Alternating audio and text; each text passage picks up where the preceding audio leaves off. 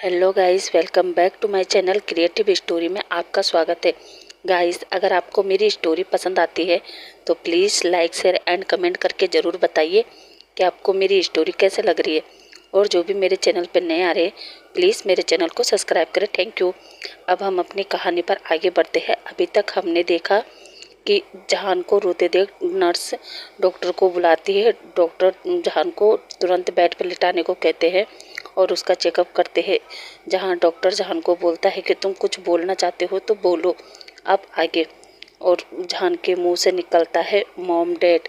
ये सुनकर doctor happy होता है। अब डॉक्टर चैन को कॉल करता है। चैन फटाफट हॉस्पिटल पहुंचता है। चैन जहान के पास जाता है और कहता है, जहान तुम ठीक हो? जहान हाँ में इशारा करता है। चैन जहान से पूछता है कि डॉक्टर ने बताया कि तुमने मॉम डैड कहा? जहान हाँ में इशारा करता है। थोड़ी देर बाद शुयान, हुसैन और फई आती है। फई को देख जहान कहता है प्रिंसेस। फई भी कहती है डैडा, और अपने डैडा को हक करती है और कहती है डैडा मैंने आपको बहुत मिस किया। जहान की आंखों में आंसू था। वो फई से कहता है मैंने भी बेटा आपको बहुत ज़्यादा मिस किया। अब डॉक्टर रूम में आता है और वो सभी से कहता है कि जहान अभी अभी ठीक हुआ है तो उसे थोड़ा और रेस्ट करने दो और ईवो को भी बता दो। जिसे सुनकर चैन कहता है डॉक्टर प्लीज़ आप ईवो से कुछ मत कहना, क्योंकि हम सभी ईवो को सरप्राइज देना चाहते हैं। क्यों हुसैन? हुसैन कहता है हाँ। अब चैन डॉक्टर से कहता है वैसे डॉक्टर जहान कब चलने लगा? डॉक्टर कहता है अब उसके दिमाग सिग्नल देने लगा है तो 1-2 दिन में वो चलना शुरू कर देगा। वैसे हम हाथ पैरों की एक्सरसाइज करवा ही रहे हैं, शायद कल या परसों तक वो थोड़ा बहुत चलने लगेगा। चैन तो खुश हो जाता है। अब सभी लोग सोच रहे थे कि ईवो परसों सुबह यहाँ पहुँच जाएगा तो हम उसे सरप्राइज देंगे कि जहान बोल सकता है। और वो जहान से भी कहता है कि तुम्हें भी एक्टिंग करना है। जहान और सभी मान जाते हैं, मगर ईवो तो इधर जल्दी जल्दी काम खत्म करके एक दिन पहले ही नाइट में चाइना पहुंच गया था। जिस बात की खबर किसी को नहीं थी। वो एक कैब बुक करता है और नाइट में ही जहान से मिलने हॉस्पिटल पहुंच जाता है। अब ईवो जहान के कमरे में जाता है। लाइट ऑफ थी। वो सीधा जहान के पास जाता है और जहान के फोरहेड पर किस करता है। जहान को जैसे ही एहसास होता है कि ईवो है, वो अपने आप को पहले वाली पोजीशन में कर देता है। अब नर्स कमरे में आती है। वो लाइट ऑन करती है और ईवो को देखकर घबरा जाती है और कहती है सर आप। ईवो नर्स की तरफ देखता है। वो नर्स को चुप रहने का इशारा करता है कि जहान डिस्टर्ब हो जाएगा। नर्स ईवो को बताना चाहती थी कि जहान सर ठीक हो गए हैं, मगर पीछे से जहान बड़ी बड़ी आंखें करके नर्स को कुछ ना बताने का इशारा करता है। नर्स समझ जाती है और वो ईवो से कहती है ओके सर, वैसे रात में आप यहाँ नहीं रह सकते। पेशेंट के साथ आप वेटिंग रूम में जाकर वेट करें या फिर कल सुबह आइए। ईवो कहता है बस 5 मिनट। नर्स ओके कहती है और रूम से बाहर आ जाती है। अब ईवो जहान को हक करता है, उसके पूरे फेस पर किस करता है और कहता है मैंने तुम्हें बहुत मिस किया जहान। मुझे 2 दिन ऐसा लगा मानो 2 साल हो गए हो। मैंने तुम्हें नहीं देखा। अब मैं आ गया ना, अब मैं कभी तुम्हें छोड़कर नहीं जाऊंगा। और अब वो जहान के लिप्स को कैप्चर करता है और उसे किस करता है। अब जहान को ब्रीथ लेने में परेशानी आती है तो वो ईवो के लिप्स पर बाइट कर देता है। अब ईवो दूर हटता है और अपना लिप्स से पकड़कर कहता है आउच, और अपने हाथ को देखता है जहां ब्लड लगा था। अब वो जहान की तरफ देखता है जो अभी भी स्टेचू बना हुआ था। जहान ईवो जोर से चिल्लाता है डॉक्टर। ईवो की आवाज़ सुनकर सभी नर्स डॉक्टर जहान के रूम में आते हैं और ईवो को देखकर कहते हैं मिस्टर वांग आप। ईवो कहता है डॉक्टर जहान ने मुझे बाइट किया। डॉक्टर कहता है क्या मिस्टर वांग, आप ये क्या मजाक कर रहे हैं? आप जानते हैं ना वो ऐसा कुछ नहीं कर सकते। ईवो शौक में कहता है हाँ मैं जानता हूँ, पर उसने सच में मुझे बाइट किया। ये देखो मेरे फेस को, मेरे लिप्स को देखो, इस पे कट लगा है। डॉक्टर कहता है हाँ ईवो कट तो लगा है, पर शायद ये तुमने खुद लगाया है। जहान ऐसा कुछ नहीं कर सकता। तभी चैन वहाँ पर पहुँचता है। चैन ईवो को देखकर कहता है ईवो तुम। ईवो चैन के पास जाता है और कहता है चैन जहान ने मुझे बाइट किया। चैन कहता है ईवो तुम ये क्या बहकी बात कर रहे हो? जहान ऐसे कैसे कर सकता है? ज़रूर तुमने खुद ही अपने आप को बाइट कर लिया हो। वैसे भी तुम काफ़ी थके थके लग रहे हो। चलो बाहर चलो, आराम करो। ईवो कहता है शायद ऐसा ही हुआ होगा। और वो कहता है नहीं मैं जहान के पास ही रुकूंगा। चैन कहता है नहीं, तुम दोबारा अपने लिप्स पर बाइट करोगे और कहोगे कि जहान ने किया है, इसलिए तुम चलो यहाँ से। ईवो कहता है नहीं चैन, मैं यहीं काउच पर सो जाऊँगा, पर मैं जहान को छोड़कर नहीं जाऊँगा। चैन कहता है ओके। अब ऐसी वैसी हरकत मत करना। और जान की तरफ आंख मारकर इशारा करता है। इधर ईवो काउच पर लेटकर सोचने लगता है और उसे कब नींद आ जाती है उसे पता ही नहीं चलता। अब ईवो को पीसफुली सोते देख जान देख रहा था और साथ ही देखता है कि ईवो को ठंड लग रही है। जान उसे जैसे तैसे अपनी जगह से उठने की कोशिश करता है और फाइनली वो उठ जाता है और फिर बेड से नीचे उतरकर ईवो के पास जाता है और उसे उसका कोट उड़ाकर थोड़ी देर वहीं बैठकर ईवो को देखने लगता है। ईवो को इतने आराम से सोते देख जान की नज़र उसके लिप्स पर जाती है जहां उसने बाइट किया था। जान अपने हाथ को उठाकर उसके लिप्स को टच करता है और फिर उसके फोरहेड पर एक सॉफ्ट किस करता है और जैसे ही वो ईवो के लिप्स पर किस करने वाला था तभी उसे वही याद आ जाता है कि ईवो किस तरह उस लड़की के साथ रूम में गया था और जान की आंखों में आंसू गिर गए थे और वो उठकर तुरंत अपने बेड पर लेट जाता है और सोचता है, नहीं जान, अब तू ठीक हो गया है तो अब तुझे ईवो को बता के उसकी लाइफ से चले जाना चाहिए, क्योंकि ईवो ने तुम्हें चीट किया है। आज तक उसकी लाइफ में इतनी गर्ल्स आ चुकी है कि तेरा कौन सा नंबर है ये भी उसे याद नहीं होगा। अब अगली मॉर्निंग ईवो उठता है, वो अपनी नेक पर हाथ लगाता है और अपने ऊपर से कोट को साइड में रखता है। तभी अचानक उसे याद आता है कि ये कोट तो उसने साइड में रखा था, तो ये फिर मेरे ऊपर कहाँ से आया। और फिर जान की तरफ देखता है जिसने अपनी आंखें बंद कर रखी थी। ईवो ये देखकर शौक, क्योंकि जब से जान का ऑपरेशन हुआ था तब से लेकर अब तक जान ने अपनी पलकों को बंद नहीं किया था। अब ईवो जान के पास जाकर देखता है और उसके फेस को देखता है तो उसे जान के फेस पर आंसू की परत दिखती है जो अब सूख चुके थे। ईवो फिर सोचता है, क्या मेरा जान रो रहा था, पर क्यों, कहीं वो मेरी वजह से तो। फिर कहता है, एक मिनट, जान ने पलकें भी बंद कर रखी है, आंखों से आंसू भी है, कहीं मेरा जान का माइंड काम तो नहीं करने लगा। और फिर वो बिना जान को जगाए नर्स के पास जाता है और उससे पूछता है कि जान ठीक हो गया ना। नर्स पहले तो कुछ नहीं कहती पर ईवो उसे कहता है, देखो अगर तुम मुझे सच बताओगी ना तो मैं तुम्हें बहुत अच्छा गिफ्ट दूंगा, या फिर जो तुम्हें चाहिए वो। ये सुनकर वो नर्स मान जाती और वो ईवो को बता देती है और साथ में ये भी कि सर वो सब आज तुम्हें सरप्राइज देने वाले थे, इसलिए जहान सर भी नाटक कर रहे हैं। ये सुनकर ईवो शौक तो होता है पर उसे खुशी भी होती है कि जहान ठीक हो गया और वो इतना खुश होता है कि वो नर्स को हक कर लेता है। और जब उसे एहसास होता है तो वो नर्स को सॉरी कहता है और फिर साइड में जाकर रोने लगता है। ये देखकर नर्स कहती है, सर क्या हुआ, अभी आप इतना खुश थे और अभी ये सब। ये वो आंसू पोंछते हुए कहता है, नहीं कुछ नहीं, वो मैं इतना हैप्पी हो गया था कि ये खुद ब खुद आ गए। और वैसे भी आपको पता है ये ऐसी चीज़ है कि इंसान अगर दुखी हो तो भी आ जाते हैं और खुश हो तो भी आते हैं। तब नर्स कहती है, मैं जानती हूँ सर। अभी वो अपने जेब से कुछ पैसे निकालता है और नर्स को देते हुए कहता है, ये मेरे जान के ठीक होने की खुशी में आप अपने बच्चों के लिए मिठाई गिफ्ट ले लेना। नर्स कहती है, नहीं सर, इसकी कोई ज़रूरत नहीं है। ये वो कहता है, प्लीज़। वो नर्स मान जाती है।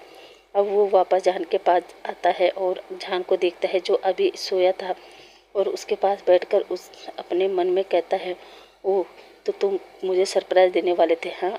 इसका मतलब रात में जो कुछ हुआ वो मेरा वहम नहीं था, सच में तुमने मुझे बाइट किया था। और अब देखो मैं तुम्हारे साथ क्या करता हूँ। और वो अपने आंसू को साफ करता है और जान के ऊपर झुक कर पहले तो उसके फोरहेड पर किस करता है और फिर उसके लिप्स को कैप्चर करके उसे किस करने लगता है। जब जान को एहसास होता है कि ईवो उसे किस कर रहा है और सोचता है कि कहीं इसको पता तो नहीं चल गया कि मैं ठीक हो गया हूँ, पर मुझे ऐसा क्यों लग रहा है कि शायद ईवो को सब पता चल गया है। अब ईवो भी जानबूझकर जान के लिप्स पर बाइट कर देता है। जान आउच करता है और ईवो को पुश करते हुए कहता है, ईवो ये तुम क्या कर रहे हो, मुझे पेन हो रहा है। ईवो ये सब देखकर चुपचाप रहता है। इधर अब जान को एहसास होता है कि उसने तो बोलकर बहुत बड़ी गलती कर दी, क्योंकि सभी ईवो को सरप्राइज देना चाहते थे। अब जान नज़र उठाकर ईवो की तरफ देखता है और फिर तुरंत अपना सिर झुका लेता है। ये देखकर अब ईवो अपने हाथ से जान का फेस उठाता है और जान से कहता है, जान ये सब क्या है। जान कहता है, कुछ नहीं, वो सब ने मना किया था। ईवो कहता है, ओह तो तुम सब मेरे साथ गेम खेल रहे थे, हाँ। जान कहता है, नहीं ऐसी बात नहीं है। अब ईवो जान को हक करता है और कहता है, जान मैं कितना खुश हूँ, मैं तुम्हें बता नहीं सकता। आई एम सो हैप्पी जहान, आई एम सो हैप्पी। जहान कहता है ईवो तुम क्या कर रहे हो, अभी सब आते ही होंगे। ईवो कहता है नहीं, अब मैं तुमसे अलग नहीं रह सकता। जहान कहता है ईवो प्लीज़, अगर उन्हें पता चलेगा कि मैंने उनका सरप्राइज़ ख़राब कर दिया है तो मुझे बहुत डांट पड़ेगी। ईवो कहता है किसकी हिम्मत है तुम्हें मेरे सामने डांटने की। जहान कहता है प्लीज़ ईवो मान जाओ। ईवो कहता है ओके, मैं प्रिटेंड करने के लिए तैयार हूँ कि मुझे कुछ भी पता नहीं। अब जहान मुस्कुराकर ओके कहता है। अब ईवो वापस काउच पर बैठ जाता है। तब तक फई का कॉल आता है। ईवो कॉल पिक करता है। फई कहती है डैड आप कहाँ हैं। ईवो कहता है बेटा मैं डैडा के पास हूँ। फई कहती है डैड प्लीज़ आप हुसैन अंकल के घर आए ना, मुझे आपसे कुछ ज़रूरी बात करना है। ईवो कहता है ओके बेटा मैं आता हूँ। और वो फ़ोन रखकर जहान से कहता है प्रिंसेस बुला रही है, मैं अभी आता हूँ। जहान हाँ में सिर हिलाता है। अब ईवो हॉस्पिटल से बाहर चला जाता है और कुछ ही देर बाद वो हुसैन के अपार्टमेंट पहुँच जाता है। भाई ईवो को देखकर कहती है डैड आप आ गए। ईवो कहता है हाँ प्रिंसेस, तुम्हें क्या लगता है। जहाँ भाई कहती है मुझे लगता है मेरे डैड आ गए हैं। और दोनों मुस्कुराने लगते हैं। तभी हुसैन भी आता है और वो ईवो से कहता है हो गई बाप बेटे की बात। फई कहती है हाँ अंकल। हुसैन कहता है ओके फिर ब्रेकफास्ट करो और उसे उसके लिए सैंडविच और मिल्क देता है और ईवो को भी कॉफ़ी देते हुए कहता है इसे ईवो मीटिंग कैसी थी। ईवो कहता है ठीक थी। हुसैन कहता है ईवो तुम ज़्यादा थके हुए लग रहे हो। ईवो कहता है हाँ वो मैं कल रात को ठीक से सो नहीं पाया इसलिए। हुसैन ईवो से कहता है वैसे ये तुम्हारे लिप्स को क्या हुआ है। अब ईवो रात के बारे में सोचकर मुस्कुराता है और कहता है कुछ नहीं, वैसे बताओ फई ने मुझे सुबह सुबह यहाँ क्यों बुलाया। हुसैन कहता है मुझे नहीं पता, तुम उसी से पूछ लो। इतना कहकर ईवो उठता है और फई से कहता है अब बताओ प्रिंसेस क्या बात है। फई कहती है डैड मुझे डैडा के लिए कुछ खरीदना है इसलिए आपको बुलाया। ईवो कहता है ओके बताओ क्या खरीदना है, मैं मंगवा देता हूँ। फई कहती है नहीं डैड, मुझे खुद जाके डैडा के लिए शॉपिंग करनी है। ईवो कहता है ओके जाओ रेडी हो जाओ। इतना सुनते ही फई रेडी होने चली जाती है। हुसैन ईवो से कहता है तुम भी फिर फ्रेश हो जाओ। ईवो कहता है ओके और वो बैग से अपना सामान निकालता है और रेडी होने चला जाता है। इधर हुसैन चैन को कॉल करता है कि हमने ईवो को मना लिया है शॉपिंग पर चलने के लिए, तुम अपना काम जल्दी से फिनिश करना। चैन ओके कहकर फ़ोन काट देता है। अब वो सुयान को कॉल करता है और सुयान से कहता है तुमने सारी तैयारी अच्छे से करवा दी ना। सुयान कहता है हाँ ऑलमोस्ट सारी तैयारी हो गई है, बस तुम अच्छे से जहान को रेडी कर कर ले आना। चैन कहता है ओके। अब वो भी फ़ोन काट देता है और जहान के पास जाकर कहता है जहान अब चलो, नई ज़िंदगी तुम्हारा स्वागत कर रही है। जहान हाँ में सिर हिलाता है। इधर फई ईवो और हुसैन पहले तो एक मॉल जाते हैं और वहाँ से फई एक कपल रिंग खरीदती है और फिर अपने डैड के लिए एक मैचिंग सूट खरीदती है और अपने डैड को कहती है कि डैड इसे पहनो, इसे पहनो। ईवो कहता है बेटा पर इसकी क्या ज़रूरत है। फई कहती है डैड ज़रूरत है, अब हम डैडा से मिलने जाएंगे ना, इसलिए। ईवो सोचता है शायद फई को पता नहीं कि उसके डैडा ठीक हो गए, इसलिए फई जैसा जैसा कह रही थी ईवो वैसे वैसे कर रहा था। पर गाइस यहाँ पर ना तो ईवो को पता है कि सरप्राइज़ क्या है और ना ही जहान को। तो चलो देखते हैं कि इन तीन तिगड़ी ने क्या सरप्राइज़ प्लान किया है। तो अब देखते हैं कि तीनों गाड़ी के अंदर थे। ईवो सोचता है शायद वो हॉस्पिटल जा रहे हैं, इसलिए हुसैन फई को इशारा करता है और फई अपने डैड से कहती है डैड आपके लिए सरप्राइज है। ईवो तो खुश हो रहा था कि उसे पहले से पता है कि सरप्राइज़ क्या है, इसलिए वो नाटक करता है और कहता है क्या सरप्राइज़ सच में। प्रिंसेस क्या सरप्राइज़ है बताओ। फई कहती है नहीं डैड ऐसे नहीं, उससे पहले आपको अपनी आंखों पर पट्टी बांधनी होगी। ईवो कहता है क्या पट्टी। फई कहती है हाँ डैड, क्योंकि हमने आपके लिए एक स्पेशल सरप्राइज़ रखा है। ईवो कहता है ओके ठीक है। अब फई ईवो के आंखों में पट्टी बांध देती है और वो सब लोग उसी बीच पर जाते हैं जहाँ ईवो ने जहान से अपना लव कन्फेस किया था। अब चैन भी जहान की आंखों पे पट्टी बांधकर वहीं लाता है। अब दोनों को एक दूसरे के सामने खड़ा कर दिया जाता है और फई दोनों से कहती है कि अब अपनी पट्टियों को हटा दो। जहान और ईवो अपनी आंखों से पट्टी हटाते हैं और वो एक दूसरे को देखते हैं, लेकिन जब ईवो और जहान चारों तरफ अपनी नज़र घुमाते हैं तो दोनों शौक, क्योंकि उस जगह को सुयान ने बड़े अच्छे से डेकोरेट किया था। जहान और ईवो दोनों पूछते हैं कि ये सब क्या है। तब फई कहती है डैडा आपने ही तो उस दिन कहा था कि जब डैडा ठीक हो जाएंगे तो आप उन्हें प्रपोज करोगे। अब ये वो याद करता है। तो हम यहाँ पे एक छोटा सा फ्लैशबैक देखते हैं कि ईवो ने फई को ये बात कब कही थी। तो गाइस, आप सबको याद होगा कि जब जान का ऑपरेशन हुआ था तो डॉक्टर ने सॉरी कहा था।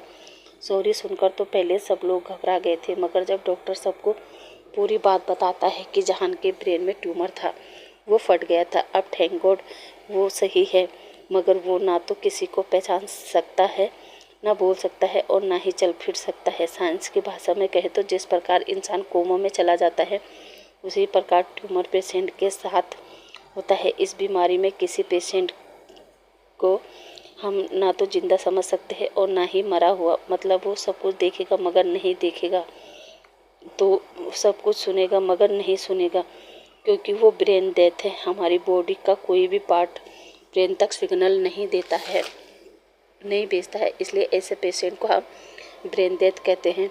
वैसे मेरे इतने सालों के कैरियर में ये पहला केस है कि वो ब्रेन से डेथ है मगर दिल से जिंदा है। ईवो और सभी ये सुनकर शौक भी होते हैं और खुश भी। तभी फई रोते हुए हुसैन से कहती है, अंकल क्या डैडा कभी ठीक नहीं होंगे? जब ईवो ये सुनता है तो वो फई को गोद में बिठाकर कहता है, नहीं बेटा, डैडा ज़रूर ठीक होंगे, क्योंकि अभी तो मुझे उसे प्रपोज करना है, उससे मैरिज करनी है। इसलिए जिस दिन डैडा ठीक हो जाएंगे मैं उसी दिन उसको प्रपोज करूँगा, और उसी जगह पर जहाँ हम दोनों ने अपना लव कन्फेस किया था। तो गाइस, यहाँ हमारा छोटा सा फ्लैशबैक ख़त्म होता है। अब हम स्टोरी पर आते हैं, जहाँ ईवो ये सब याद करके कहता है, हाँ प्रिंसेस, और वो जान के सामने घुटनों के बल बैठकर जान से कहता है, जान मैं तुमसे बहुत प्यार करता हूँ, क्या तुम मुझसे मैरिज करोगे? Will you marry me? और जान की तरफ देखने लगता है। जान तो शौक हो जाता है, वो सबकी तरफ देखता है और वहाँ से बिना कुछ कहे फई का हाथ पकड़कर जाने लगता है।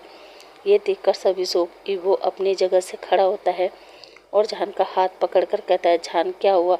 तुम ऐसे अचानक क्यों भाग रहे हो? आखिर क्या हुआ?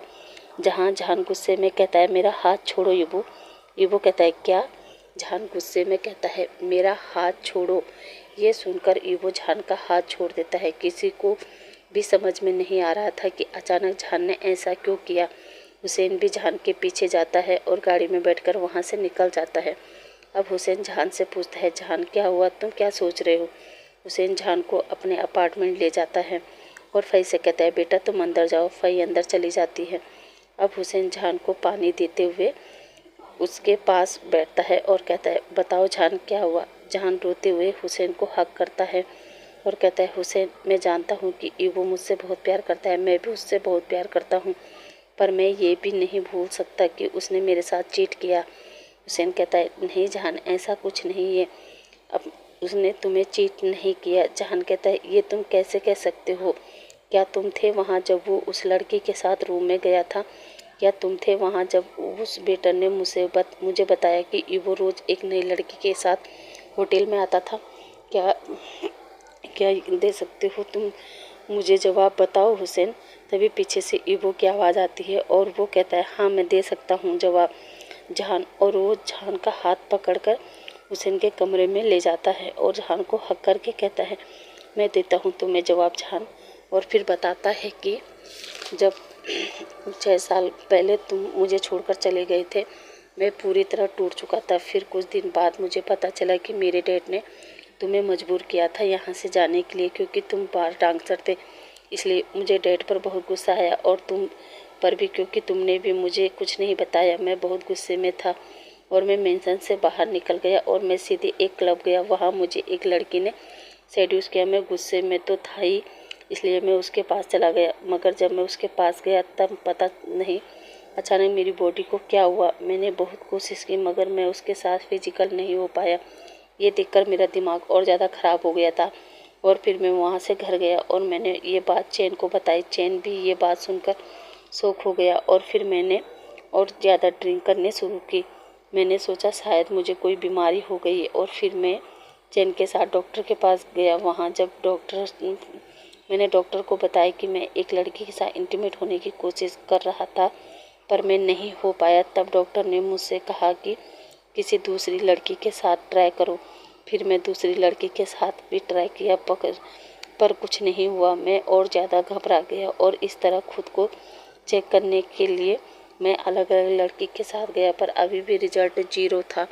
मैं और ज़्यादा परेशान हो गया। मैं और ज़्यादा ड्रिंक करने लगा और एक दिन मैंने एक कॉल गर्ल को घर पे ही बुला दिया, मगर फिर भी कुछ नहीं हुआ।